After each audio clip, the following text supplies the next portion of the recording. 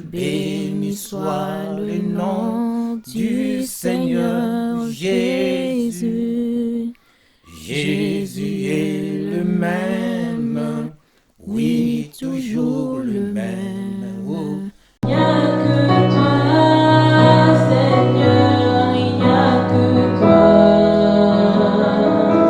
Il n'y a que toi, Seigneur, il n'y a que toi. Il n'y a que toi, Seigneur, il n'y a que toi. Il n'y a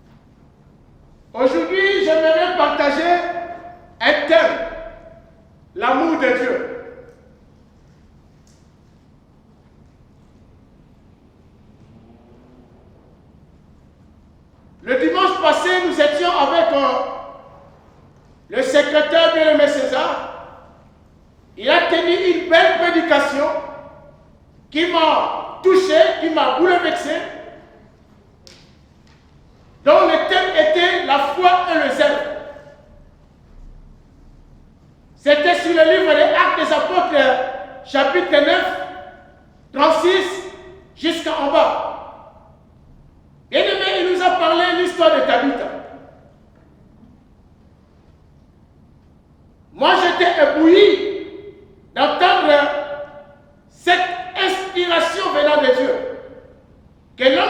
nous avait indiqué quelque chose qui était important.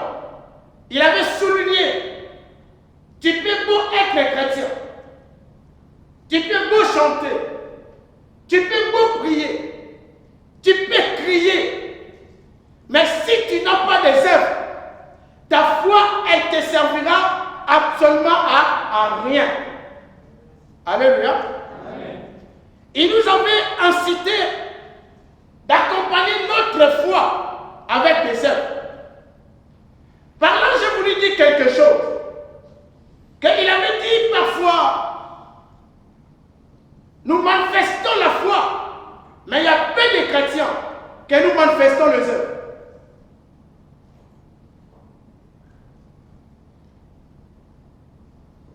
Mais il nous avait exhorté que notre foi et nos œuvres, qu'elles soient proportionnelles et qu'ils aillent ensemble. Et par là, je voulais dire quelque chose.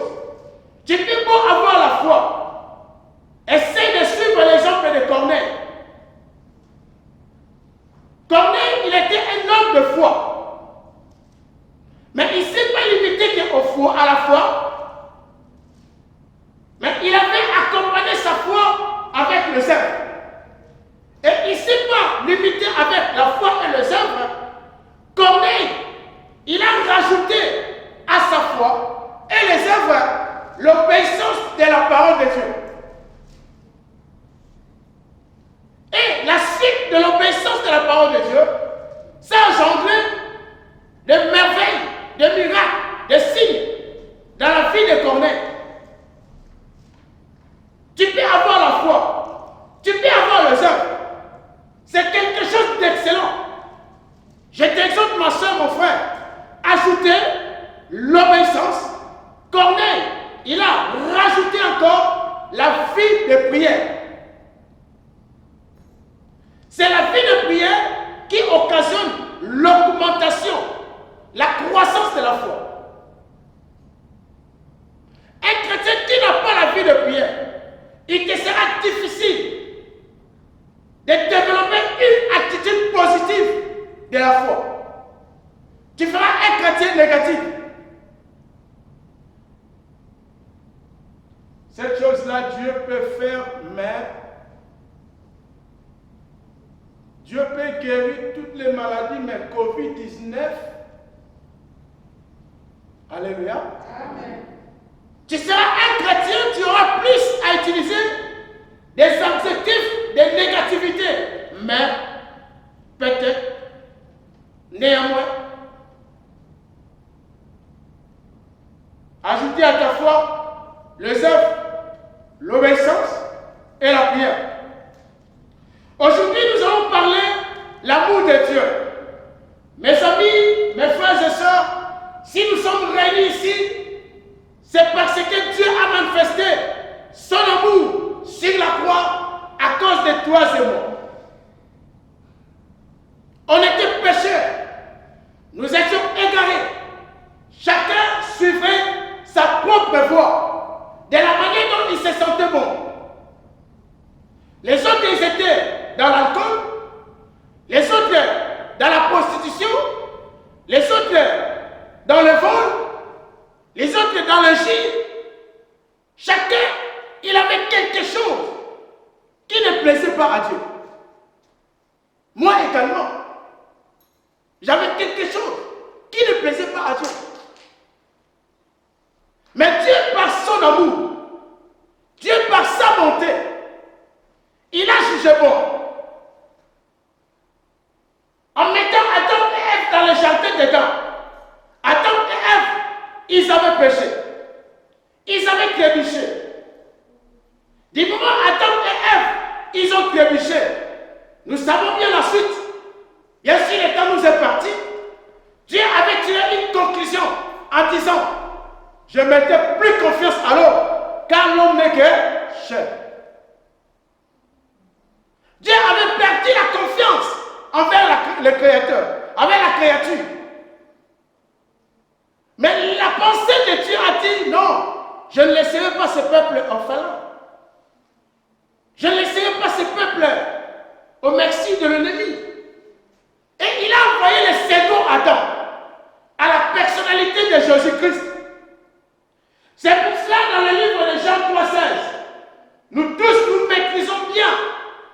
verset. Le chapitre nous dit, car Dieu a tant aimé le monde. Il a donné son Fils unique. Pas deux fils, pas trois fils, mais un Fils unique. Afin que quiconque croit ne périsse point, mais qu'il ait la vie. Dieu a regardé dans le ciel.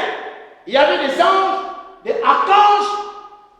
Il a dit, à cause de l'obscurité qui envahissait la planète, à cause de la perversité qui a régné dans le jardin d'Éden, il a dit, mais puis-je envoyer Abraham? Il a dit, mais non. Abraham, il était bigamie, un homme à deux femmes. Il a dit, non. Dieu, dans sa préscience, il a dit, mais non. Est-ce que je peux envoyer Moïse? Par la suite, Dieu a dit, Moïse, il était un homme colérique.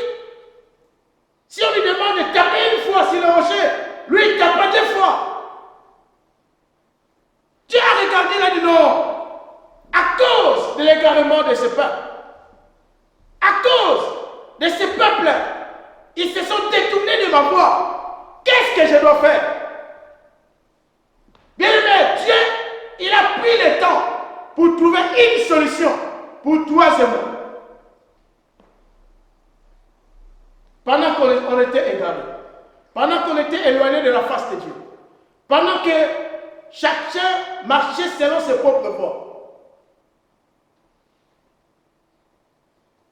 C'est pour ça que la Bible dit, il y a le salut à aucun autre nom par lequel il nous a été donné, c'est le nom de Jésus-Christ.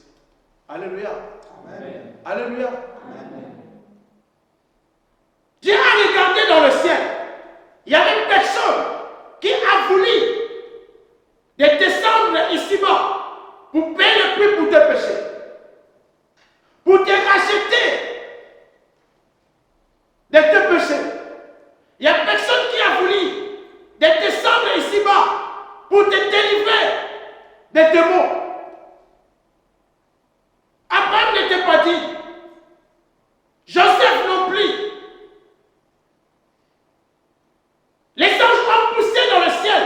Ils ont dit, qui fut digne d'ouvrir les livres et de rompre les sept sceaux? Personne n'était digne, ma soeur.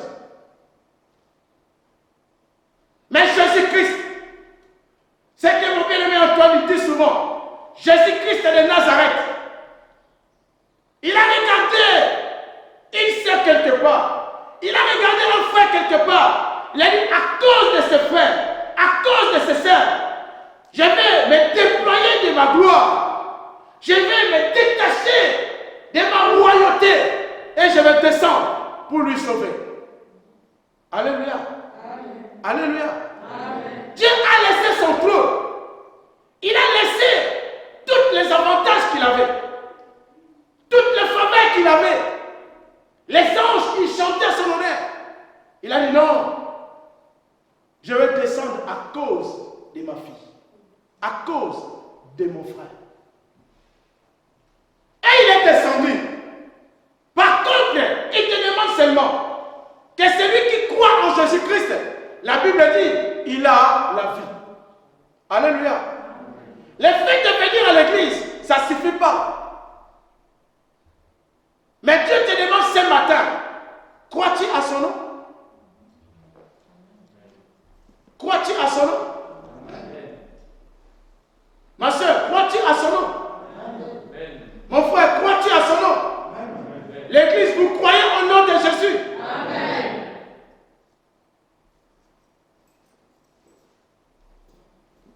La Bible dit que tout ce qui s'avance de Dieu, tout ce qui s'approche de Dieu, prenez les conditions. Tu dois croire. Alléluia. Amen. Tu dois croire que Dieu existe. Et il est le rémunérateur. Qui dit rémunérateur? Il est celui qui paye.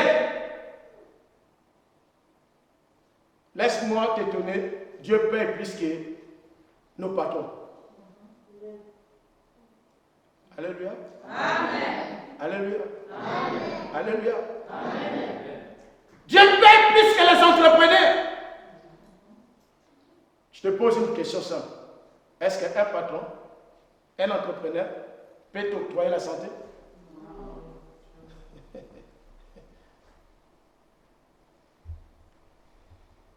Moi, à UPS, personne ne peut me donner les souffles de vie.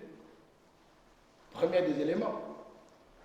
Donc, lorsque tu avances de Dieu, tu dois croire qu'il existe tout d'abord.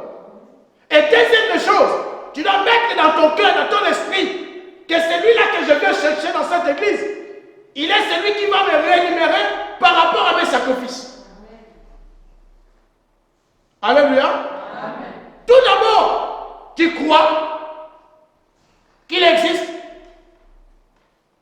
Et dans ta tête, dans ton esprit, tu dis qu'il est le rémunérateur. Et à la suite, on ne peut pas te rémunérer sans faire quelque chose. Si moi je travaille à McDo, à la fin du mois, je peux réclamer un salaire. Mais si je ne travaille pas à McDo, à la fin du mois, je ne peux pas m'en aller pour réclamer un salaire. Nous sommes d'accord? Dans l'église de Dieu aussi, c'est lui qui se met à travailler dans l'entreprise du roi, dans l'entreprise du Père. Ici, ce n'est pas l'entreprise de bien-aimé Antoine. Ce n'est pas l'entreprise de bien-aimé César. Ce n'est pas l'entreprise de qui que ce soit. Nous tous, nous sommes des employés de Christ. Alléluia. Amen. Alléluia. Amen. Alléluia. Amen. Ce n'est pas un individu qui va te rémunérer. Ce n'est pas un bien-aimé qui va te payer. C'est Dieu qui va te rémunérer de la manière dont tu vas lui servir. La Bible dit, on te mesurera de la manière dont tu serviras l'Éternel. Ma soeur, mon frère, Dieu t'a donné la bonne santé. Il t'a donné le souffle de vie. Il t'a donné à manger. Il t'a donné des voitures. Il t'a donné un appartement. Qu'attends-tu pour servir l'Éternel?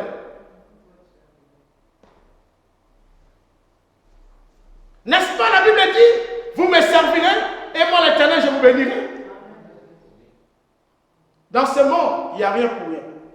Nous vivons dans un monde des intérêts. Avec Dieu, c'est le même principe. Tu le sais, il te bénit. C'est donné de là. Alléluia. Moi, j'ai une joie immense. Lorsque je sers Dieu, c'est le plus beau bonheur.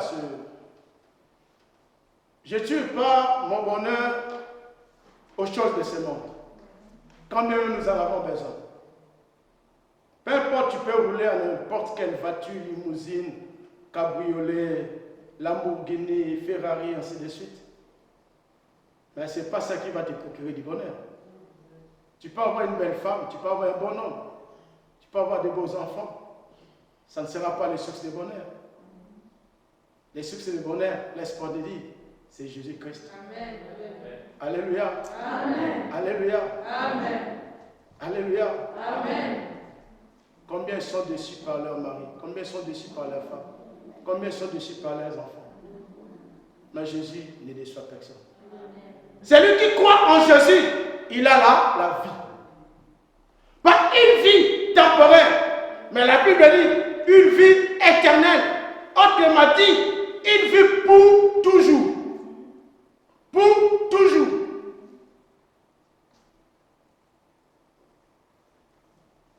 Tu as tout intérêt de faire un choix. Alléluia. Amen. Tu as tout intérêt de faire un choix, ma soeur, mon frère. Nous avons deux voies ici-bas. Soit tu suis les bons dieux, soit tu suis le diable. Mais un diable, le diable, on dit, c'est un bon maître, non, un bon serviteur, mais un mauvais maître. Le diable, lorsqu'il te donne, il ne te donne pas l'entier. Il te donne une ponction. Toi, tu prends, tu es content, tu es aux anges. Mais au terminus, il t'attend. Lorsqu'il va te demander des sacrifices, tu n'arrives pas à lui ramener des sacrifices. C'est toi qui seras le dernier sacrifice. Alléluia. Amen. Mais le bon Dieu que tu as pris, lorsqu'il te demande tout simplement l'obéissance. Avec Dieu, il n'y a pas trop de conditions. Il y a des principes, des règlements, bien sûr, néanmoins. Mais Dieu, il te demande, ma sœur, que tu obéis. Et il te dit, si tu crois, tu verras la gloire de Dieu. Il te demande seulement quelque chose de simple, croire. Croire. Pour que tu vives heureux, heureuse. Croire. Mais à côté des doutes. Mais à côté des résistances. Mais à côté de tout ce qui ne donne pas gloire à Dieu. Crois. Et tu vivras la gloire de Dieu. Alléluia. Bien-aimés dans le Seigneur, on n'a pas assez de temps. Nous avons dit c'est une exhortation. Vous avez médité 1 Corinthiens 13, 1 à 13. Je pense bien que l'amour de Dieu est tellement immense. L'amour de Dieu est tellement immense. J'aimerais dire à quelqu'un parmi nous, celui qui a le caractère d'amour de Dieu, il doit développer l'esprit de pardon. Si vous allez dans le livre de 1 Corinthiens 13, 1 à 13, la Bible dit, quel que soit, tu parleras la science de toutes les connaissances du monde. Si tu ne vas pas exercer l'amour envers les autres, ça te servira à rien. Cela signifie, quel que soit, tu seras un homme super intelligent, tu seras doué, tu vas épater la société, mais si tu ne vas pas penser aux veuves, aux orphelins, aux démunis, aux hommes privés de leur droit, ton intelligence, ton savoir, ta connaissance te servira à rien. Et la Bible maintenant commence à citer. Elle dit l'amour est patient. Avez-vous la patience? L'amour est patient.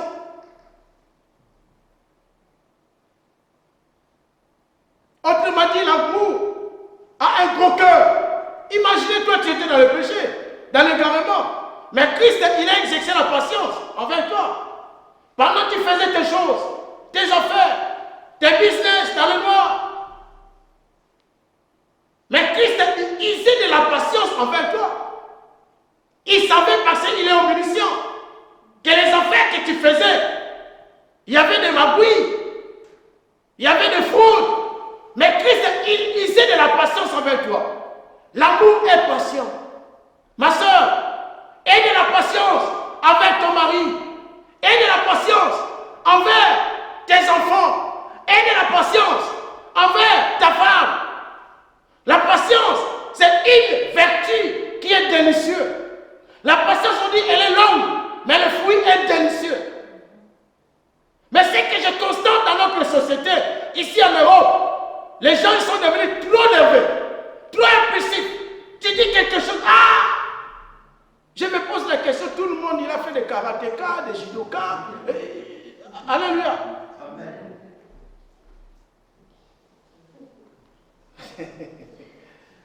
Dieu merci. On s'est convenu avec Papa César qui me donne moins de temps. Mais bien aimé dans le Seigneur, maintenant c'est devenu tellement prudent pour reprocher quelqu'un, pour dire la vérité à quelqu'un. Des fois tu as envie de dire la vérité, tu hésites. Parce que ce n'est pas ce que toi tu diras, mais c'est la réaction de la personne. On reconnaît la personne par rapport à ses réactions. C'est lui qui est d'accord avec moi qui dit gloire au Seigneur. Comment tu réagis lorsqu'on te fait des remarques? Comment tu réagis lorsqu'on te prodigue des conseils? Comment tu réagis lorsque tu es ensemble avec les autres? Bien aimé, une communauté, là où il y a l'amour, c'est là où la gloire de Dieu va s'éclater. Là où il y a l'amour, c'est là où Dieu existe. Là où il n'y a pas l'amour, Dieu n'est pas là. On peut chanter, on peut mettre des boucles d'oreilles en or, on peut mettre des bacs en or, on peut mettre des bijoux en or. Bien aimé, nous allons chanter, nous allons transpirer. Le soir ou la nuit, ça sera le culte des mots ici. Là où il y a l'amour, il y a la vérité. Là où il y a l'amour, les gens acceptent les réprimandes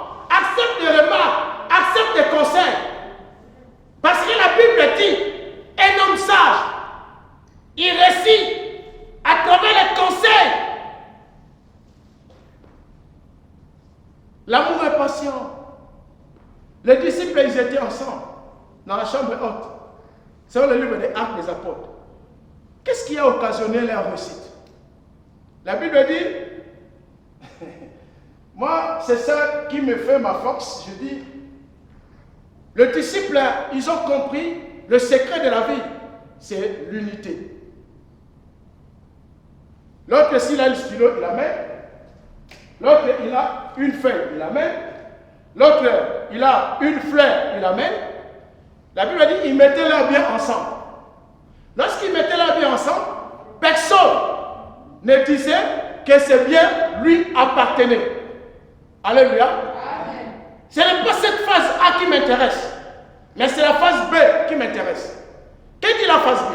La Bible dit, lorsqu'il collectionnait les biens, c'est X, il a amené ses biens, papa Y, il a amené ses biens, ils mettaient tous ensemble. Et la Bible dit, ils partageaient. Écoutez-moi bien. Ils partageaient selon les besoins de tout un chacun. Alléluia. Amen. Est-ce que vous savez bien, quel que soit l'argent qu'on donne des dîmes, des veuves, ils ont le droit de toucher cet argent? Mon votre papa serait un dîme. Mon dîme. Vous voyez bien que non, il faut voir le pourcentage pour payer ça va faire. Vous voyez, c'est pour ça que nos églises, elles ont béni nos églises, traversent des malédictions, parce que nous privons des veuves, telles que ma sœur Gisèle, elle joue le piano. Vous savez bien qu'elle a droit de l'argent de l'église. Alléluia. Amen. Mais aujourd'hui, c'est devenu compliqué. C'est devenu compliqué cette affaire. C'est devenu compliqué. Il y a une catégorie de gens qui se réjouissent. Il y a une autre catégorie qui sont fanés. Comment voulez-vous que Dieu peut agir? Où est l'amour dans l'église? Lorsque les autres sont dans la joie aux anges et les autres pleurent. Comment Dieu peut agir? Le caractère d'amour. La Bible, l'amour esquisse tout. L'amour esquisse tout. Je vais m'arrêter par là. Vous m'accordez une seconde. Vous m'accordez, Papa César? Amen. Ok, mais vous m'accordez l'église? Amen. Ok. L'amour esquisse tout. Souvent, nous, Africains, nous avons toujours ces cultures-là de dire, mais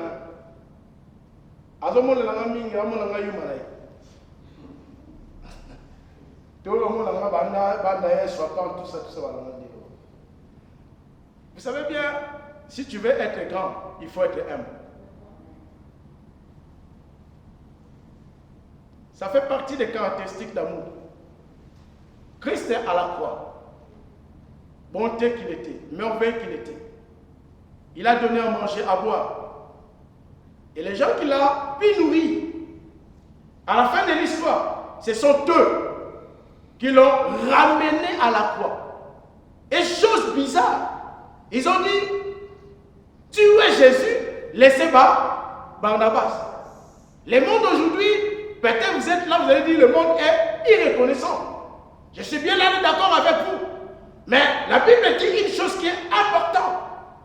Mais lorsque Jésus-Christ est dans la souffrance, écoutez-moi bien ma soeur, écoutez-moi mon frère, Jésus-Christ, il n'était pas dans l'ambiance, il n'était pas aux anges, mais il était dans la souffrance, dans les tourments.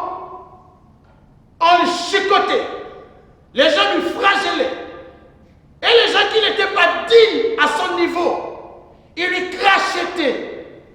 On lui a ramené le vinaigre amer. Bien-aimé, l'amour de Dieu à cause de toi, à cause de moi. Mais l'amour esquisse tout. Mais quelle a été la conclusion de Christ? Christ a dit, Père, ces gens-là, ils n'ont pas venu présenter des esquisses que Christ, on t'a fait du mal, on t'a fait ceci, pardonnez-nous et pitié de nous. Non! Christ, il était omniscient, il savait leur pensée, il savait faire la lecture avant que la personne parle. Il a dit au Père, il a dit, Père, pardonne-les. car ils ne savent pas ce qu'ils font. Tu sais, si quelqu'un te cause du tort, du mal, étant dans l'ignorance, il ne faut pas lui condamner. Il ne faut pas le vouloir. Le diable irrite comme un lion rugissant. Il cherche à diviser. Il cherche à disloquer des familles. Il cherche à faire à tout prix que la joie, le bonheur ne s'y trouve pas dans nos ménages, dans nos maisons, dans nos églises, dans nos communautés. C'est un méchant, ce gars-là. Mais Dieu, dans son amour, il n'a pas voulu partir dans le ciel avec le rancœur. Il a dit, Père, pardonne-les, car ils ne savent pas ce qu'ils font. Alléluia. Est-ce que quelqu'un ici peut pardonner son frère, peut pardonner sa soeur, peut pardonner sa belle-soeur, peut pardonner quelqu'un en Afrique, peut pardonner quelqu'un ici, sans pour autant la personne te présente ses excuses? Est-ce que c'est aujourd'hui, dès que tu vas rentrer à la maison, tu peux oser de prendre ton téléphone, de dire, ma belle-soeur, ce temps de conflit a-t-elle maturé? Ce temps de guerre a-t-elle maturé? J'aimerais qu'on puisse vivre un temps de la paix. C'est ça que Dieu attend de toi, enfant de Dieu. C'est ça que Dieu attend de toi, ma soeur, mon frère.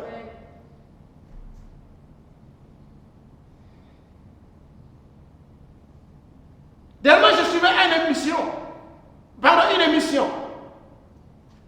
Il y a un musicien profane qui a dit, dommage à l'autre musicien, lorsqu'il ne je ne pas le nom, il a dit, dommage à ce musicien-là, il est notre vieux. Mais lorsque l'autre musicien il était en vie, on avait tendance qu'il se réconcilie. Mais il y avait d'autres musiciens qui poussaient le vieux de ne pas se s'humilier, de ne pas demander le pardon jusqu'à ce que le vieux mourra. Ils ne se sont pas réconciliés. Alléluia. Amen. Alléluia. Amen. Imaginez, quelqu'un est décédé, vous êtes resté avec le remords de la personne. Bien aimé, c'est un sentiment de culpabilité pour toute une vie. Hein. Tu vas aller se réconcilier où? Au cimetière.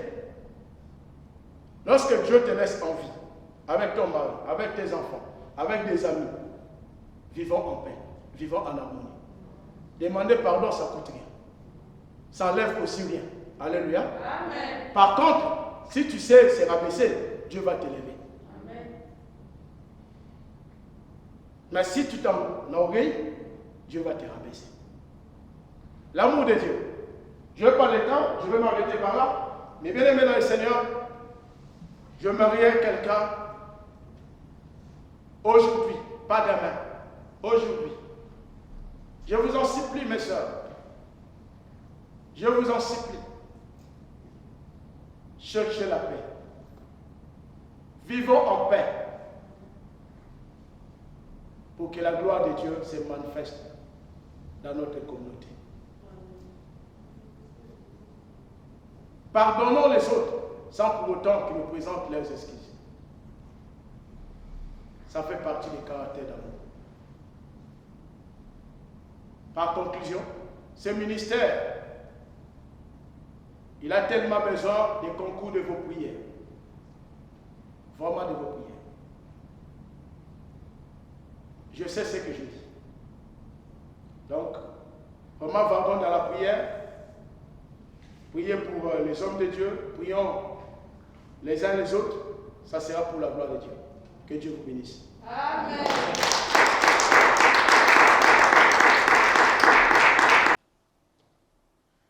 Dieu Tout-Puissant, car mon cœur considère tout l'univers créé par ton pouvoir, le ciel d'Asie, le éclairé tonnerre, le clair matin ou les ondes du soir. Que tout mon être alors s'élève les chants. Dieu Tout-Puissant, oh, que tu es grand. Que tout mon être alors s'élève les chants. Dieu Tout-Puissant, que tu es grand. Père, laisse que ta grandeur accompagne prendre, mes frères et sœurs, au cours de cette semaine que nous allons commencer, par le nom de Jésus. Père, laisse que tout ce qui vont entreprendre réussisse. Oh Père, que tu les gardes sur le chemin de travail. N'est-ce pas, tu as dit, je suis l'Éternel qui garde le départ et l'arrivée de mon peuple. Père, laisse que tu sois leur bouclier, que tu sois leur paraclet, que tu sois leur refuge éternel. Le divin Créateur, bénis les frères et sœurs qui ont pensé être gloire au progrès financier de ce ministère. Que leurs entrailles, que leurs affaires, que leur business fleurissent quotidiennement par le nom puissant et glorieux de Jésus. Père, ceux qui n'ont pas pu, oh, les divins, la Bible dit que celui qui manque, qui demande à l'Éternel. On donnera à celui qui demande. On l'ouvrira à celui qui frappe. Seigneur, viens ouvrir les éclipses du ciel par rapport à mon frère et à ma soeur. Oh, à celui qui cherche du travail. À ma jeune sœur, éternelle gloire pour son apprentissage. Et tant d'autres demandes.